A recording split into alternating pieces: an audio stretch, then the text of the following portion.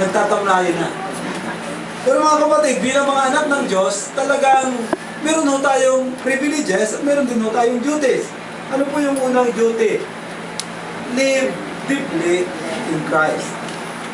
Live deeply in Christ. Verse 28, ang sabi po ng salita ng Panginoon ay ito. And now, dear children, stay with Christ, live deeply in Christ, then will be ready for Him when He appears. Ibig sabihin po pala mga kapatid, ang pagiging handa sa muling pagbabalik ng ating Panginoong Jesucristo ay dapat ikaw ay nananatili kay Kristo at namumuhay ng malalim kay Kristo. Pagka ganun po ang ating kalalagayan na tayo malalim sa Panginoon, kung tayo dumating ang ating Panginoong Jesus, sabi roon, ready to receive Him with open arms. Hindi nahihiya, with open arms, with no cause for red face, guilt, or lame excuses when He arrives. So, bukas puso, hindi nahihiya sa muling sa pagbabalik ng ating Panginoong Jesus. Yun po ay kung tayo nananatili kay Kristo at kung tayo ay, sabi doon, lumalalim ang ating pananampalataya sa ating Panginoong Jesus. Sa NIV, ganito po ang sinabi ng salita ng Panginoon. And now, dear children, continue in Him, so that when He appears, we may be confident and unashamed before Him at His coming. So napakahalaga po, kung ating babasahin, chapter 2, nung po nakaraang mensahe ni Pastor Ray, paulit-ulit pong binabanggit doon yung salitang remain. Last Sunday, binanggit ulit po yung salitang pananatili. Kung ikaw ay hindi naka-attach, kung hindi ka nakakapit, saan? Sa puno, hindi ka mahumungan. Walang kwenta ang iyong buhay. You have to remain, to abide, to stay. Nasabi po ng Bible Dictionary, the word remain, it means to abide with Christ is to have a close relationship with Him. To have a close relationship with Him. To remain in Him will make one fruitful. Make him one with Christ's desires. To obey His commands is to remain in Christ's love. So mahalaga po yung mga kapatid sa atin bilang mga mananampalataya na talagang ang namumunga lamang ng sagana ay yung mga nananatili sa Panginoon. Nananatili kung ano ang design ng puso ng ating Panginoong Jesus ay siya pong ginagawa. Verse 28, nasabi doon, children, stay one in your hearts with Christ, then when He returns, we will have confidence and won't have to hide in shame. How can we live deeply in Christ? Ano po ang tanong? Paano tayo makapamumuhay ng malalim kay Kristo? We must live according to the Word of God. We must live according to the Word of God. Mga kapatid, kung ang pagiging Kristiyano lamang po natin ay pagsamba kong linggo, every Sunday narito tayo, prayer meeting narito tayo, kung yun lang po ang ating pagkaintindi sa salitang Kristiyano, mahirap pamuhay ng buhay na nakasuko sa Panginoon. Kasi paano po yung Lunes? Paano yung Martes? Paano yung Huwebes? Paano yung Biyernes? Paano yung Sabado? And every day, dapat po tayo namumuhay sa salita ng Diyos, nag-aaral ng salita ng Diyos. Ang sabi nga, it is easy to live according to the desire of our flesh. It's easy to give in to the system of the world. Kaya nga po yung chapter 2, 15 to 17, do not love the world. Kasi kung wala kang salita ng Diyos, madali pong mahalin kung ano ang sistema ng sanlibutan ito. Kung ganito po ang ating kalagayan, malayo tayo sa Panginoon, wala tayong salita ng Diyos, nasa danger zone po tayo, mga kapatid. It is easy to lead us astray. Dapat po tayo nagpapakalalim ng ating kaugnayan sa ating Panginoon. Kumusta po ang ating kaugnayan sa Panginoon? 10 taon na ho tayo. At sabi nga, ang tema natin ay ang mabungang Kristiyano. ay nagdidisipulo. Ikaw ba ay nagdidisipulo na? O ikaw pa rin ang dapat i-disipulo? Sa loob po ng 10 taon, kumusta ho ang ating kaugnayan sa Panginoon? We have to live deeply in Christ. Pangalawa po, we have to live righteously in Christ. We have to live righteously in Christ. Ang sabi po ng salita ng Panginoon, verse 21, kung alam ninyo si Kristo'y matuwid, dapat din yung malaman na ang bawat gumagawa ng matuwid ay anak ng Diyos. Definitely, kung sino ang ama mo, dapat ganun ka rin. Totoo po yung kasabihan na like father, like son. Kung sino ang iyong ama, kung ang iyong ama na nasa langit ay banal, dapat din ikaw ay nagpapakabanal. Mga kapatid, tingnan nun natin ang chapter 3. May paulit-ulit siyang binabanggit dito. Chapter 3, verse 3. Kaya't ang sinumang may ganitong pag-asa ay nagsisikap na maging malinis ang pamumuhay tulad ni Kristo. Yung po salita ang ganitong pag-asa ay makikita natin sa verse 2. Ano yung verse 2? Si Jesus Christ ay muling babalik. Makikita natin siya at magiging katulad natin siya o niya tayo. Mga kapatid, kung ganito ang ating pag-asa, ang sabi ng salita ng Diyos, dapat din tayong magsikap na maging malinis ang ating pamumuhay. Dapat din tayong magsikap na maging malinis ang ating pamumuhay. Then chapter 3, verse 6, ang sabi doon, ang nananatili ay buhay nananatili sa Panginoon. Ang nananatili sa Kanya ay hindi nagpapatuloy sa pagkakasala. Ang sinumang nagpapatuloy sa pagkakasala ay hindi nakakita, hindi nakakilala man sa Kanya. Napakagandang reminder sa ating ito, mga kapatid. Ang salita ho ng Diyos ay hindi ho nagbibiro. The word sin here implies continued and habitual sin. He did not commit one act of sin and then reform, but he has continued and still continues his course of sin. He speaks of sinning habitually, continuously, willfully, and anyone who does this shows that he is under the influence of him whose characteristic it has been and is to sin. Ito po yung sinasabing Kristiyano sila, pero habitually, continuously, willfully, intentionally, bumubuhay sa kasalanan. Ito yung mga Kristiyanong alam na ang masama, pero tira-tira pa rin. Yung bang banat at banat pa rin. Alam na yung mga bagay na hindi dapat gawin bilang mga mananampalataya, sinasabing Kristiyano, pero ginagawa pa rin. Maaaring tingnan natin yung ating pundasyon. Ay may tunay na nasa Panginoon.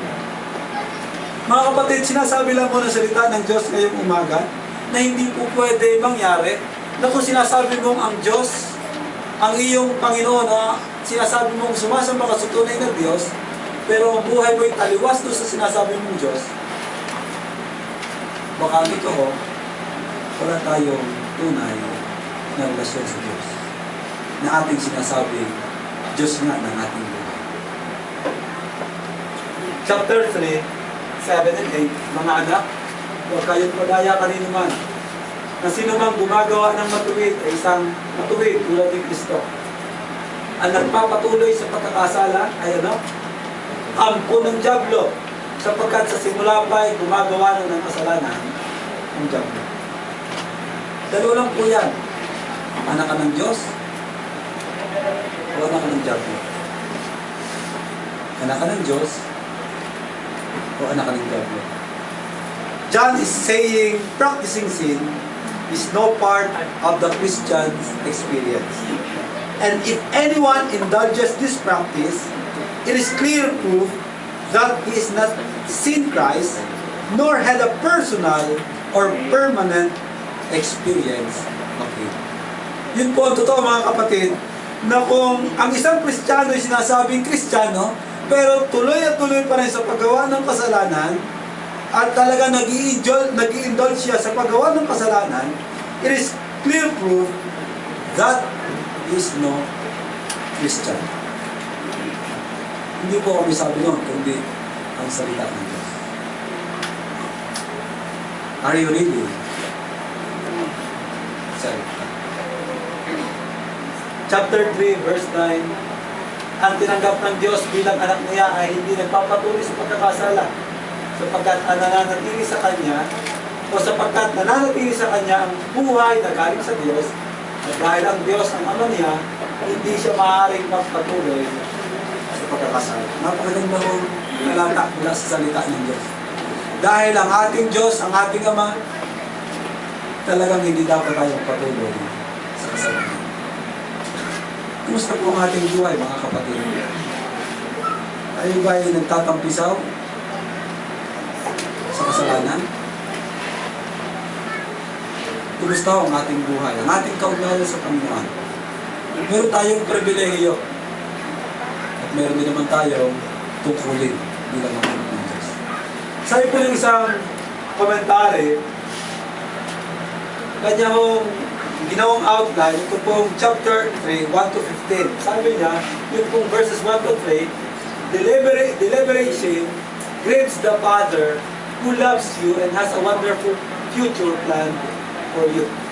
Pag tayo po ay nagkakasala, deliberately, nagigrieve po ang ating Ama na nagmahal sa atin at mayroong magandang plano sa ating buhay sa hinaharap. Sabi niya, deliberation grieves the Savior who died for you and delivered you from the power of Satan.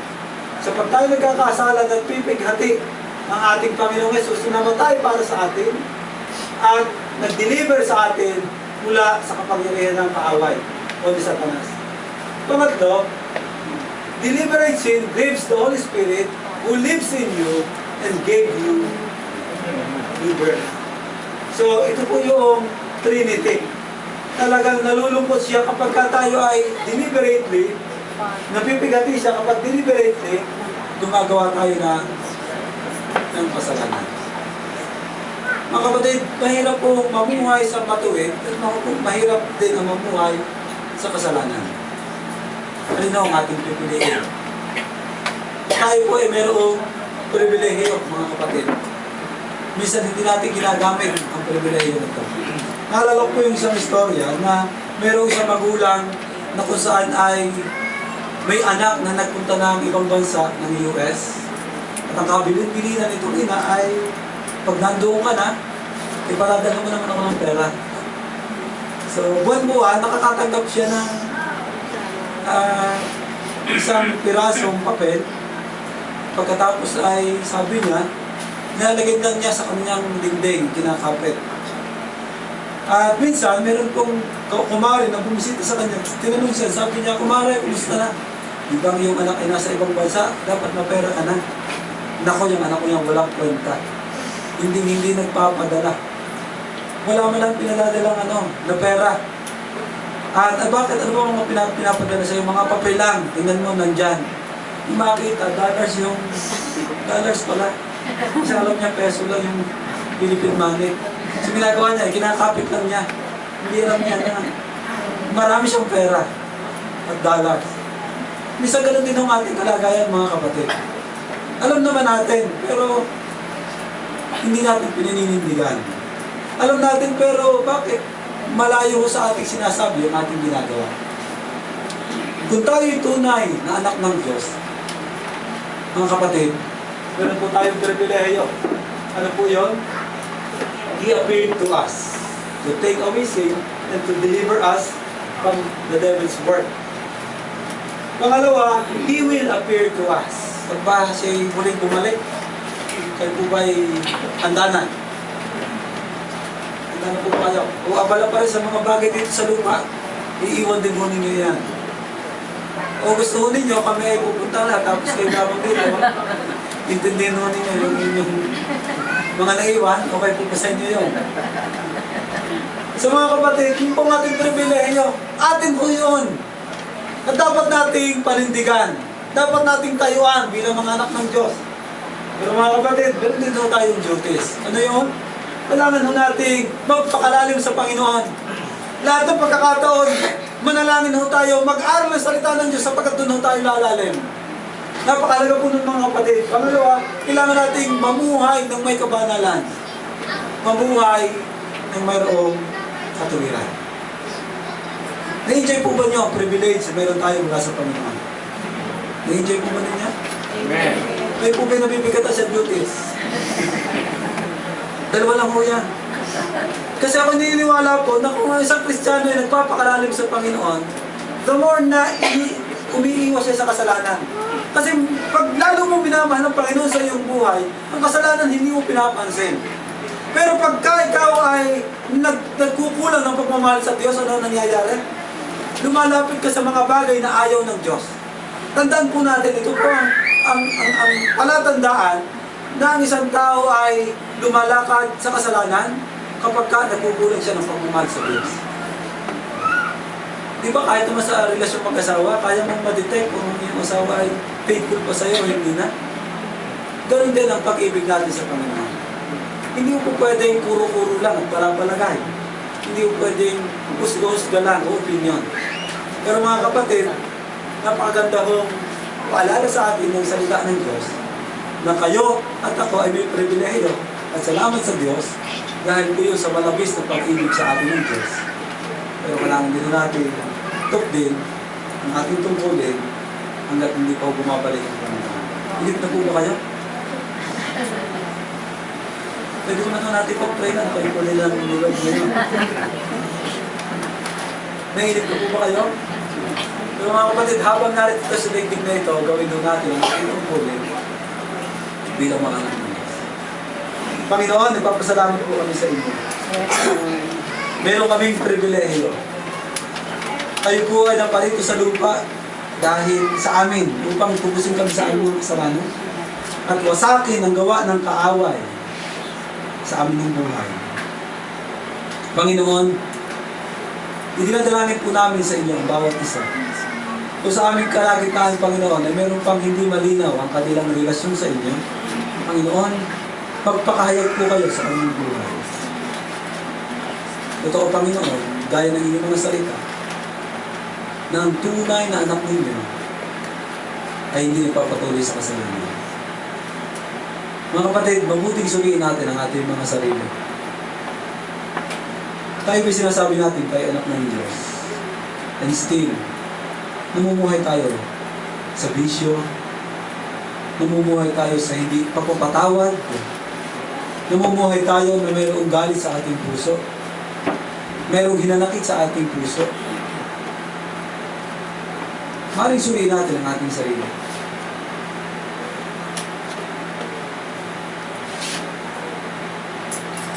Lord God, ngayong umaga, siyasat niyo po kami, Panginoon. Ang inyong mga salita ay nagpaalala sa amin ngayong umaga na kayo po ay naghahanda ng matitira namin sa langit. At sabi mo sa inyong salita, Panginoon, na kapag ready na, kayo muling babalik para kami ay isama sa langit. Lord, salamat po. Salamat po, Panginoon. Tulungan niyo po kami, Panginoon, na laging tingnan ito upang makapamuhay kami ng malinis. Na ang aming buhay dito sa daigdig na ito ay isa lamang kaming manlalakbay. Hindi talaga kami taga rito. Kami nakikiraan lamang sa sanlibutan ito. Kaya habang kami naririto, Panginoon, tulungan niyo kaming mamuhay ng malinis, mamuhay na may malalim na kaugnayan sa inyo. Panginoon, purihin ang inyong pangalan. Pagpalain niyo po ang bawat kapatiran, pagpalain niyo po kami. Sa pangalan ng Panginoong Yesus, ito ang Panginoon.